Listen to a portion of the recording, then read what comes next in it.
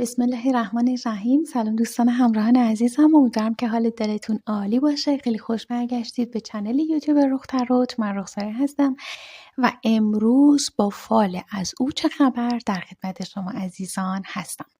میخوایم امروز با کمک فال قهوه و با کمک کارت های تاروت ببینیم از شخص عاطفی شما چه خبر، ایشون کجاست و در واقع مشغول چه مسائلیه، به خود شما فکر میکنه، روی مسیر ارتباطی تصمیمش چی هستش و مسائل این مدلی که میخوایم امروز مورد بررسی قرار بدیم. لطفا نیت بکنید انرژی بذارید هم روی قهوه و هم روی کارت های تاروت که یه ذره فضولی بکنیم درباره شخص عاطفی و جواب سوالاتمون رو دریافت بکنیم. خب اول از همه بریم که روی قهوه نیت بکنیم. فقط عزیزای دلم دقت داشته باشید، این فال جنراله، ممکنه همه چیز برای همه صدق نکنه. تمرکزتون فقط روی بخش هایی باشه که به شرایط احساسی و عاطفی شما میخوره و اگر توی رابطه عاطفی خودتون با شخص عاطفیتون، پارتنرتون یا با همسرتون نیاز به کمک و مشاوره دارید، حتما از افرادی که مشاور خانواده هستن، افراد روانشناس کمک بگیرید. کسی که فالبین یا فالگیر هست نمیتونه مشاور خوبی برای روابط عاطفی و زندگی زناشویی شما باشه. خب بریم که فال رو انجام بدیم. لطفاً شخص عاطفی خودتون رو توی ذهنتون تصور بکنید، اسمش رو 3 بار صدا بزنید و برای همسو شدن بهتر با این فال ازتون میخوام که حتما ویدیو رو لایکش بکنید و تا انتها با من همراه باشید. نیتتون درباره این باشه که شخص عاطفی شما کجاست و مشغول چه مسائلیه و اینکه حالا اگر که میخواید از احساسش بدونید، از شرایط زندگیش بدونید، لطفا نیت بکنید ببینیم چه چیزهایی برای شما روی نیتتون قرار هست که نشون داده بشه. من قهوه رو هم میزنم تا یه مقداری از کف فنجون کنده بشه. شما لطفاً نیت بکنید، چشمهاتون رو ببندید، شخص مقابل رو تصور بکنید و اسمش رو 3 بار صدا بزنید.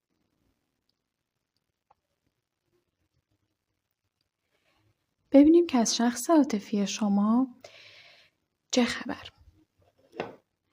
من قهوه رو برمیگردونم به نیت همه شما. خب از شخص عاطفی شما چه خبر؟ قهوه رو میذارم کنار تا شکل بگیره و میریم برای بر زدن کارت ها. مجددا لطفا روی کارت ها هم نیت بکنید. ببینیم شخص مقابل شما کجاست و مشغول چه مسائلی هستش. از او چه خبر؟ از شخص عاطفی شما عزیزان چه خبر؟ به نیت دل همه شما عزیزان امیدوارم که همگی بتونید پاسخ نیت‌های خودتون رو از این فال دریافت بکنید. خب من کارت ها رو میذارم کنار و بریم که قهوه رو با هم برگردونیم. رسید به برگردوندن قهوه. بچه کاپ با این که سرد بود، قهوه کاملا سرد بود، اما اگر نگاه بکنید پاشیده شد و این نشان از افکار پریشون و زیادی هستش که این روزها به شما هجوم آورده. اجازه میدم که قهوه یه مقدار شکل بگیره و خشک بشه و با تفسیر نهایی در خدمت شما عزیزان خواهم بود. خب عزیزای دلم بریم برای تفسیر فال. اول از همه روی سینی صحبت میکنیم. بچه من چیزی که دارم توی سینی میبینم انگار که خودتون روی مسیر احساسیتون برای خیلی ها دارم میبینم انگار کات کردید و از شخص مقابلتون یه جوری توی فاصله قرار گرفتید، به خاطر اینکه انگار خیلی تکلیف ارتباط رو نمیدونید چیه، نمیدونید توی این رابطه چه کارید و این رابطه قراره که به کجا بکشه. من دارم میبینم شخص مقابل شما به خاطر اینکه شما از این رابطه کنار کشیدید و ازش فاصله گرفتید توی حالت بلا تکلیفی و دودلی هستش. کلی علامت سوال توی ذهنش هست که الان چرا فلانی از من فاصله گرفت و چرا این روزها دیگه مثل قبل با من رفتار نمیکنه، یه مقداری سرد شده. در کل دارم برای شخص عاطفی شما میبینم که توی مسیر ارتباطیتون گهگدار حالتی از ناراحتی و ناامیدی ممکنه که بهش دست بده و انگار که دنبال یه خبر یا یک نشونه از شما هستش، ولی خیلی از شما انگار ازش فاصله گرفتید و اون نشونه‌ای که این آدم منتظرش هستش رو بهش نمیدید. برای یه تعدادیتون بچه‌ها دارم می‌بینم که انگار از این رابطه، از اینکه طرف مقابل رو هی چک می‌کنید، هی چشم انتظارش هستید، خسته‌اید و انگار که قصد دارید که یه مدتی از هر چیزی که باعث میشه از نظر ذهنی به این آدم اعتیاد پیدا بکنید دارید فاصله میگیرید یا قصد دارید که فاصله بگیرید. مثل اینکه شما یه اپلیکیشن خاصی رو دارید که مدام از اونجا دارید میرید شخص مقابل رو چک میکنید. دارم میبینم انگار خسته هستید و دیگه واقعا حوصلتون نمیکشه که مدام برید این آدم رو چک بکنید. خودتون از دست خودتون کلافه شدید و میبینم که انگار دنبال این هستید که یه مدتی از هر چیزی که باعث میشه شما منتظر این آدم باشید میخواید که فاصله بگیرید که خب این موضوع میتونه ذهن شما رو تا حدودی آروم بکنه. اما برای خیلیاتون بچه‌ها دارم میبینم شخص مقابل شما هنوز روی این مسیر ارتباطی حالتی از درگیری رو داره، یعنی هنوز مسائلی بین شما هست که باعث شده شما دو نفر به همدیگه فکر بکنید.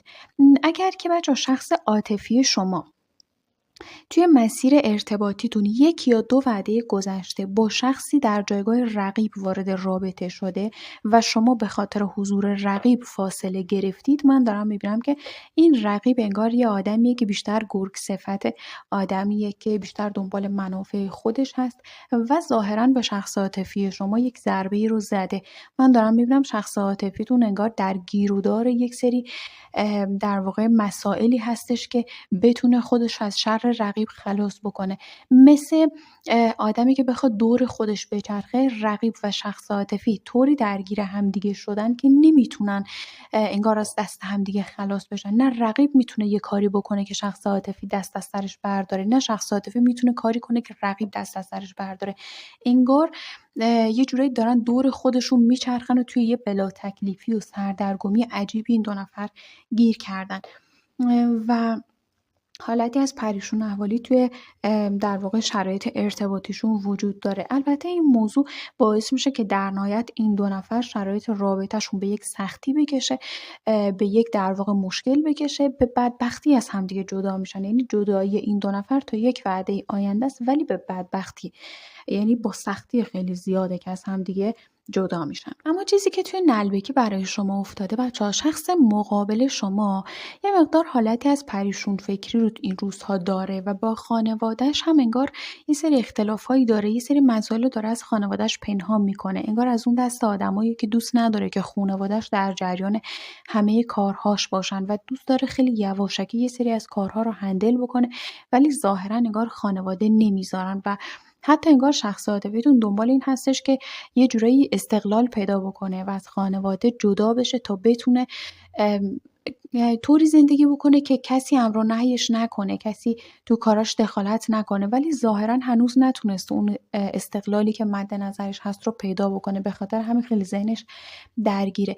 بچه برای یه تعدادیتون اول در رابطه با شرایط احساسی که بین شما و شخص عاطفیتون وجود داره، اینو بهتون بگم که شخص عاطفی شما برای اکثرتون دارم میبینم که ذهنش به شما درگیره و هنوز یه موضوعی هست یا یه حس و علاقه‌ای در درون شخص عاطفی شما هست که شما دو نفر رو به همدیگه متصل نگه داشته و همونطور که شما ذهنتون درگیره و یه جورایی حالتی از دلتنگی رو نسبت به شخص مقابلتون دارید، دقیقاً اون آدم هم این احساس رو نسبت به شما داره. پس فکر نکنید که این موضوع یک طرف است. بچه‌ها یه تعدادی از شما انگار برای شخص عاطفیتون مسیر دعایی رفتید، به خصوص اگر شخص عاطفی شما فامیل یا آشناست و خودتون حرف آ رو، آی انگلیسی بر من افتاده، حرف آ رو توی حروف اسمیتون اگر دارید و شخص عاطفیتون به خصوص یا خودتون اسم مذهبی طوری دارید یا حروف اسمی دال، میم، ه، از این مدل حروف توی اسم خودتون یا شخص عاطفیتون هست، دارم میبینم ممکنه که یک مسیر دعایی رفته باشید که این جریان دعایی باعث شده که آشفتگی هایی بین شما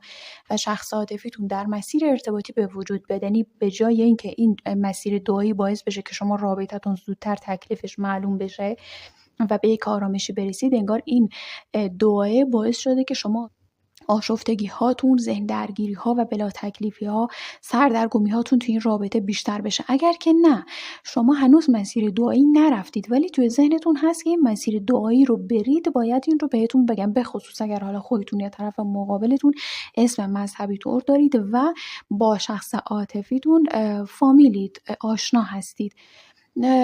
بهتره که این مسیر دعایی رو نرید، چون کاملا بلا تکلیفی و سردرگمی رو توی ارتباط شما افزایش میده.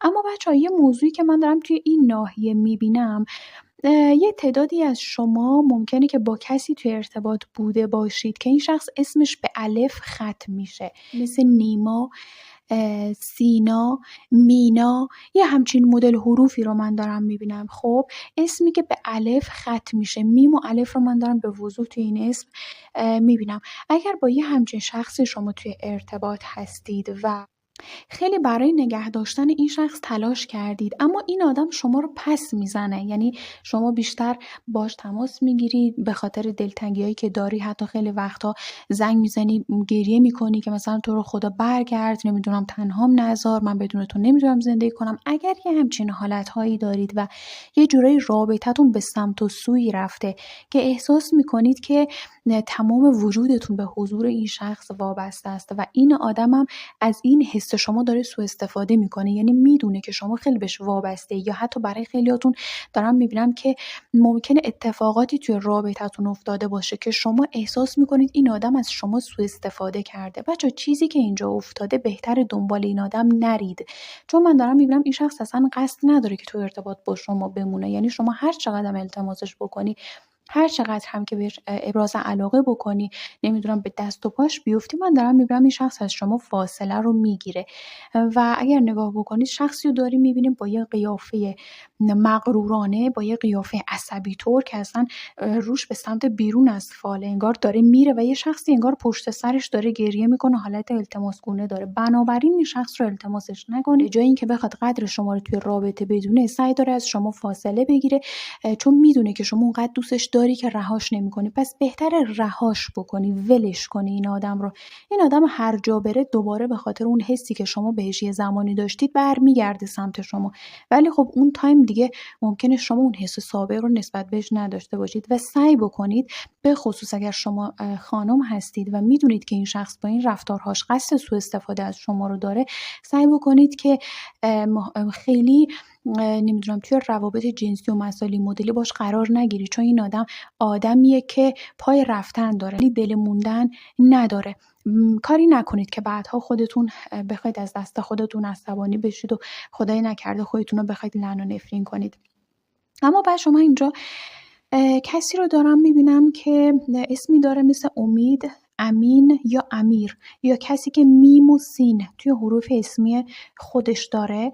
حالا شما هستید یا شخص مقابلتون و عدد 6 و 3 یا توی شماره تلفنتونه یا توی تاریخ تولدتون هستش. اگر همچین مشخصاتی خودتون یا شخص مقابلتون دارید، من دارم دلتنگی زیادی رو میبینم که نسبت به شخص عاطفی وجود داره و خود این شخص، حالا آقای امیر هست، امید، امینه یا کسی که میم و سین داره، دارم میبینم قدمی رو برمیداره برای اینکه بخواد با شخص عاطفی خودش دیدار داشته باشه. حالا اگر خودتون این شخص هستید که میبینم این قدم از جانب خودتون خواهد بود، اگرم که طرف مقابلتونه، ایشون به سمت شما به زودی تا 3 وعده زمانی آینده قدمی رو برمیداره که این قدم میتونه خیلی برای رابطتون خوب و روشن باشه و راه در واقع ارتباطی شما باز هستش. بنابراین جایی برای نگرانی وجود نداره. اگر تایم از همدیگه دور بودید، دوباره به سمت همدیگه برمیگردید.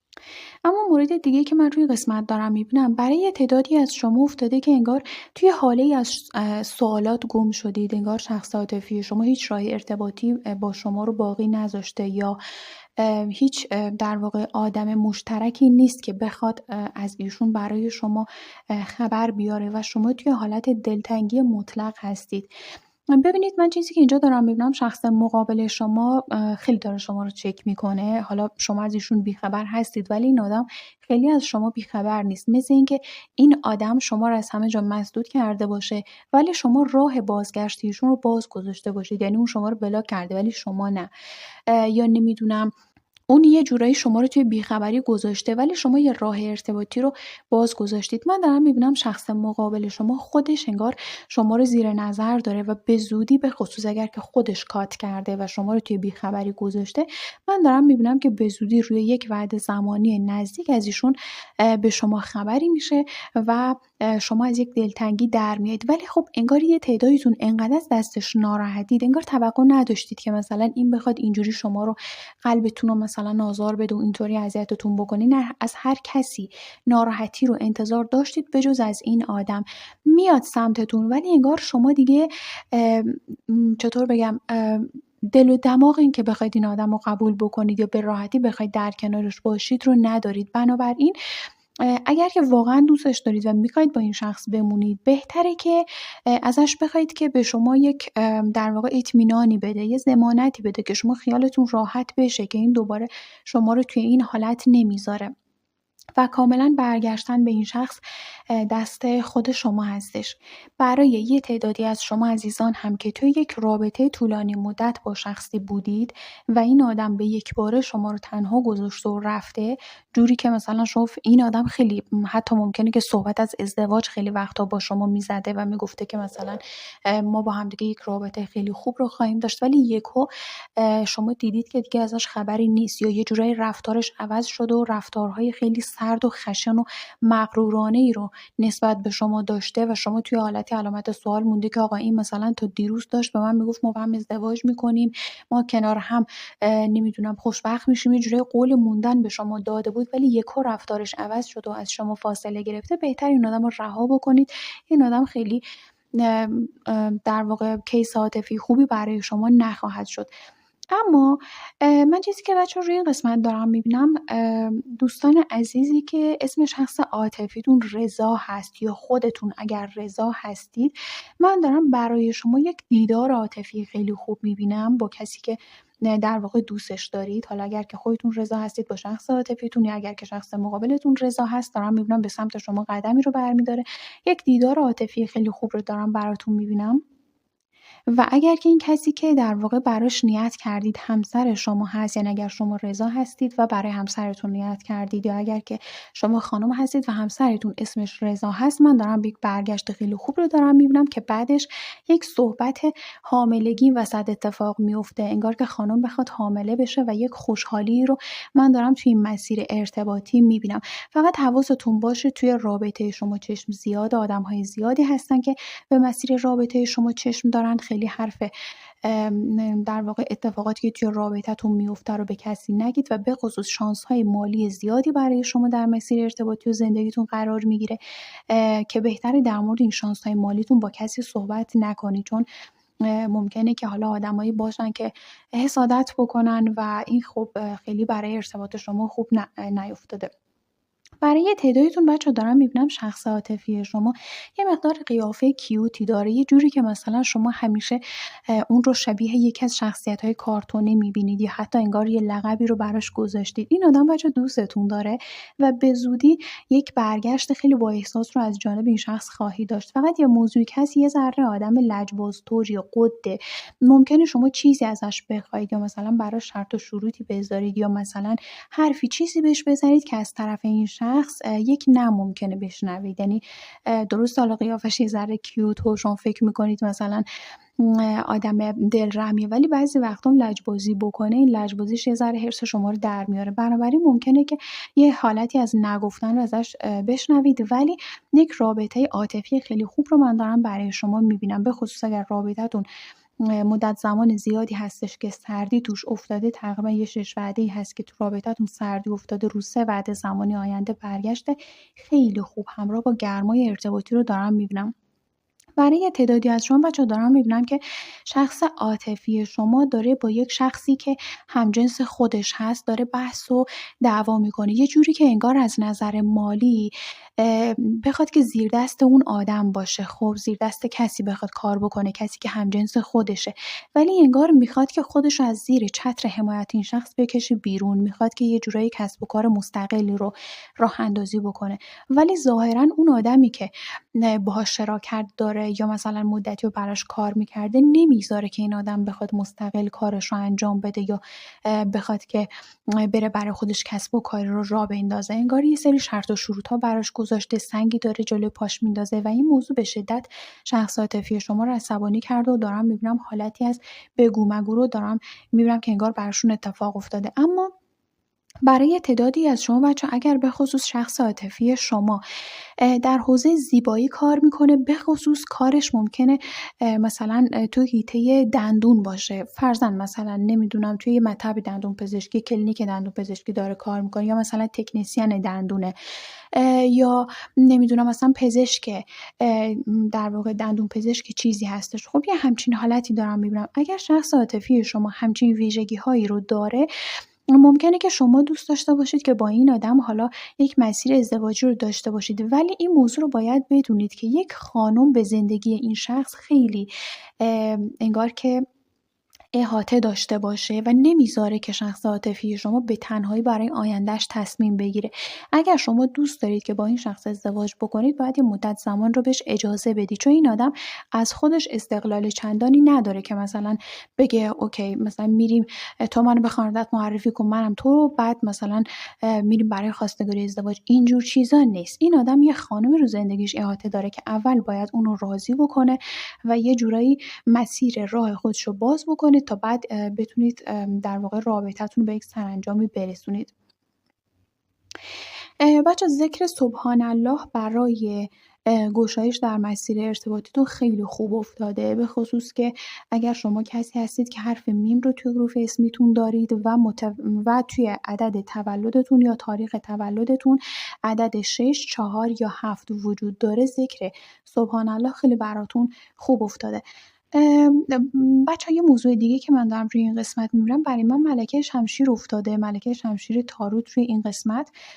اگر که خودتون متولد عنصر هوا هستید یا شخص عاطفیتون متولد عنصر هوا هست، من دارم میبینم که یک در واقع برگشت و دیداری رو از روی دلتنگی دارید. انگار که در واقع شخص مقابلتون بخواد خیلی دلتنگتون باشه، یک دیداری از روی دلتنگی برای شما صورت میگیره که شخص مقابلتون به خصوص اگر که خیلی ناراحتتون کرده، خیلی اذیتتون کرده، خیلی توی دلتنگی شما رو گذاشته و علل خصوص اگر حروف سین، دال، میم، نون، اگر این حروف توی اسم شخص عاطفی شما هست، من دارم میبینم این آدم با دلتنگی به سمت شما برمیگرده و بهتره که یه سری شرط و شروط ها برای رابطتون بذاری، چون خیلی در واقع دوست داشتن به خصوص از جانب شما، از طرف شما خیلی دوست داشتن هست و طرف مقابلتون یه تایمی خیلی شما رو اذیت کرده.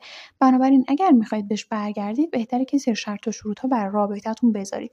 برای یه تعدادی از شما بچه‌ها دارم میبینم شخص مقابل شما به خصوص حرف ب یا پ اگر توی حروف اسمی خودش داره، انگار که یک مسیر در واقع نمیدونم یا فیزیوتراپی داره انجام میده، مثلا بخواد که حالا عملی چیزی ممکنه داشته یا انجام داده باشه، یه حالتی مثل فیزیوتراپی دارم براش میبینم. انگار یه دوره نقاهتی رو که بعد از یک مسیری درمانی براش انجام شده رو باید پشت سر بذاره. اگر که حالا میدونی شخص عاطفیتون یک بیماری یا یک ناراحتی داشته، انگار براش عملی صورت گرفته که داره این روزها دوران نقاهت و دوران تکمیلی در واقع درمان خوش رو داره پشت سر میذاره. اما بریم با کارت های تاروت ببینیم که اول از همه انرژی فعلی که برای شخص مقابل شما هست به چه صورتیه و ببینیم توی چه شرایطیه، چه افکاری توی ذهنش هست و در واقع آیا به شما فکر میکنه یا نه، در حال حاضر مشغول چه مسائلی هستش. اول از همه بچه من دارم شخص عاطفی شما رو میبینم که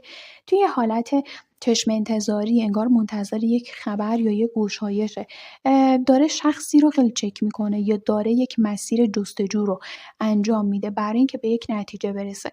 من احتمال میدم بچه اگر شخص عاطفی شما و شما از همدیگه دور هستید، به خصوص اگر رابطه شما یک رابطه لانگ دیستنس هستش، میبینم که شخص مقابلتون خیلی داره این روزها بهتون فکر میکنه و خیلی هم دلتنگه، ولی انگار از اون دست آدمایی که تو رو در وایسی یه سری از حرفاش یا انگار مونده، یا مثل این که مثلا یه کاری کرده باشه که الان به خاطرش خجالت زده است و نمیتونه که به راحتی مثل قبل بیاد به سمت شما. ببینید شخص عاطفی شما ممکنه از نظر مالی این روزها یه مقدار شرایط مساعدی نداشته باشه و انگار دنبال یک جریان مالی یا یک گشایش مالی دنبال این هستش که بخواد به یک مسئله پولی برسه.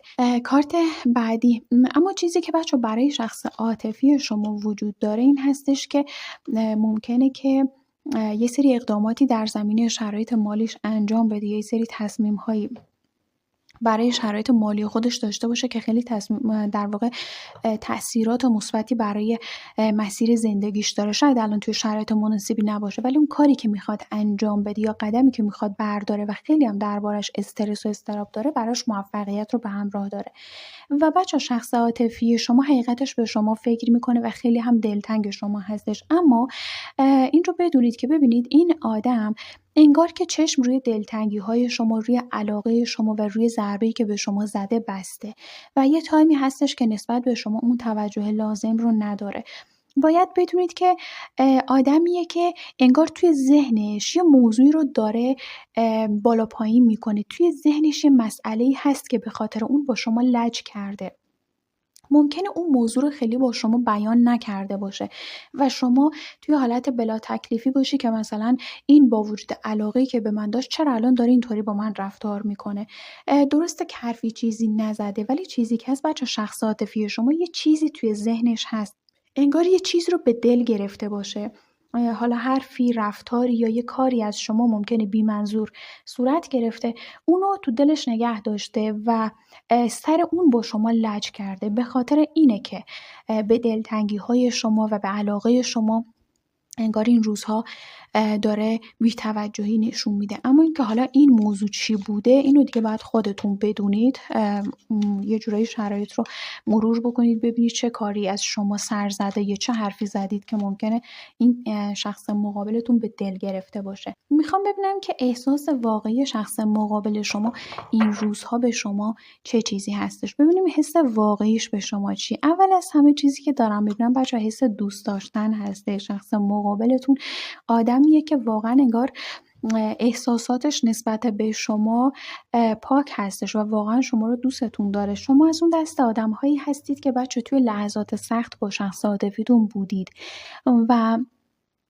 انگار که شخص عاطفی شما بودن با شما رو یک نعمت میدونه و نمیخوادم که شما رو از دست بده. اگر از همدیگه دور هستید این شخص به احتمال بسیار زیاد قصد بازگشت به سمت شما رو داره، ولی انگار شما از اونجایی که این شخص خیلی اذیتتون کرده نخواهید به راحتی قبولش بکنید. این که حالا یه سری چارچوب‌ها برای مسیر رابطتون بذارید خیلی خوبه، ولی دارم ببینم شخص مقابل شما هم انگار ساکت نمیشینه. یعنی اگر شما یه سری شرط و شروط براش میذارید اون هم مقابلا یک همچین رفتاری رو خواهد داشت. فقط یه موضوعی که هست بچه برای خیلی هاتون دارم میبینم که انگار کلا زندگیتون رو فلج کردید و هیچ کاری انجام نمیدید. نه رو مسائل کاریتون دارید اقدام میکنید، نه رو مسائل درسیتون، نه کلاسی میرید، نه تنوعی به زندگیتون میدید. نشستید یه گوشه و فقط دارید قصه میخورید. این رو بدونید که هر چقدر که شما نشستی داری قصه میخورید شخص مقابل داره پله های ترقی رو بالا میره. بنابراین به نفعته که دست از این قصه خوردن برداری و شما هم یه قدمی برای پیشرفت و پیشبرد اهداف داشته باشید تا وقتی که اون میاد سمت شما با خودش نگه که مثلا این آدم فقط منتظر بوده که مثلا من سمتش برم، فقط داشته قصه میخورده از دوری من. شما هم یه اقدام موثر انجام بدید که وقتی شخص عاطفی میاد سمت شما پشیمون از این بشه که چرا شما رو تنها گذاشته. بنابراین خیلی قصه نخورید و دست روی دست نذارید. بلند شد و برای زندگیتون یه کاری انجام بدید. ولی خب تایمی هم که شخص عاطفی شما به سمت شما میاد انگار یه پیشرفتی تو زندگیش داشته یا یه قدم جلوتر رفته و وقتی که میاد سمت شما حرفای زیادی رو برای گفتن داره. به خاطر همینه که بهتون میگم نشینید قصه بخورید، بلند شده یه کاری انجام بدید، چون شخص عاطفی شما وقتی که میاد آدم موفق تریه نسبت به گذشته. میخوام ببینم که شخص عاطفی شما به شما فکر میکنه، که البته کاملا مشخص بود که این شخص توی فکر شما هست، ولی خب میخوام که مجدداً کارت بکشیم روی این موضوع. بچه‌ها من چیزی که اینجا دارم می‌بینم شخص عاطفی شما بله اتفاقا داره به شما فکر میکنه. برای خیلیاتون هم دارم شخص عاطفیتون آدم خیلی کیوت و آدم خوشگل و خوشتیپی می‌بینم. بچه‌ها شخص عاطفی شما به شما فکر میکنه و دوست داره که این حالت دوری بین شما به پایان برسه. از اون دسته آدم‌هایی هستش که خیلی وقت‌ها با دوستانی که همجنس هستن انگار بیرون میره، بخواد مهمونی بره، بخواد نمیدونم گردشی جایی بره که مقدار حال و هوای خودش رو عوض بکنه، ولی تمام مدت انگار توی فکر شماست. ممکنه شخص عاطفیتون از اون دست آدم‌هایی بوده باشه که وقتی جایی میرفته مثلا عکس میفرستاده یا تماس میگرفتید با هم دیگه ویدیو کال میکردید که مثلا من الان فلان جام، یه جوری که انگار از حال و احوال همدیگه باخبر بودید. الان که از همدیگه دور هستید و اون ارتباط و اون صمیمیت وجود نداره، خیلی ذهن شخص عاطفی شما درگیر، با خودش میگه مثلا کاش الان که فلان جا هستم با فلانی آشتی بودم که میتونستیم با هم صحبت بکنیم، چون حس و حال الان من خیلی بدون اون صفایی نداره، جایی که هستم بدون اون صفایی نداره. بنابراین رو بدونید که شخص مقابلتون خیلی وقتها وقتی یه جایی دیدنی میره، یه جای خوش آب و هوا میره، دوست داره که به جای دوستاش شما کنارش بودید. یه چیزی هم بچه بهتون بگم، شخص عاطفی شما از اون دست آدم‌هایی هستش که انگار درباره ارتباط شما با دوستان خودش صحبت کرده، چون دارم میبینم یکی دو نفر هستند که درباره ارتباط عاطفی شما میدونن و یه سری صحبت‌هایی هم داره بین شخص عاطفیتون و این دوستاش صورت میگیره. البته چیزی هم که اینجا هست، یکی از این دوستانش موافق ارتباط شماست و دیگری مخالفه. یعنی یکیش داره شخص عاطفی شما رو مجاب میکنه به اینکه بخواد به سمت شما برگرده، چون میدونه که خیلی دلتنگ شماست، داره مجابش میکنه که آقا تو برگرد به سمت فلانی، چون خیلی دلتنگشی، چون دوستش داری، چون رابطتون ارزشمنده. ولی اون یکی دیگه نه، اون داره میگه یه مسیر جدی‌تر رو برو، دنبال یه رابطه‌ای باش که بخواد به ازدواج ختم بشه، دنبال نمیدونم فلان رابطه باش، یه رابطه که ارزشش رو داشته باشه و بهت آرامش ذهنی بیشتری بده. بنابراین من اینجا دو تا دوست رو دارم میبینم در اطراف شخص عاطفی شما که دو تا طرز فکر متفاوت رو نسبت به رابطه شما دارن. اما میخوام ببینم که دلیل سرد شدن شخص عاطفی شما چه چیزی بوده؟ چی باعث شده که شخص عاطفی شما نسبت به شما و این رابطه سرد بشه و از شما فاصله بگیره؟ برای خیلیاتون بچه‌ها انگار که حضور دخالت و مخالفت‌های یک شخص دیگه، یا آدمی که انگار خیلی توی رابطه روی شخص عاطفی شما نفوذ داشته و بیشتر نظرات خودش رو به شخص عاطفی شما تحمیل می‌کرده. این آدم شخصیتی هستش که بسیار با سیاست و از اون دست آدم‌هایی هستش که به راحتی میدونه چطوری رفتار بکنه که کسی که طرف مقابلش هست رو بتونه تحت تاثیر قرار بده. این آدم با حرف‌هایی که زده برای خیلیاتون انگار ذهن شخص عاطفی شما رو شستشو داده و باعث شده که این آدم یهو نسبت به رابطه شما بخواد تغییراتی رو داشته باشه.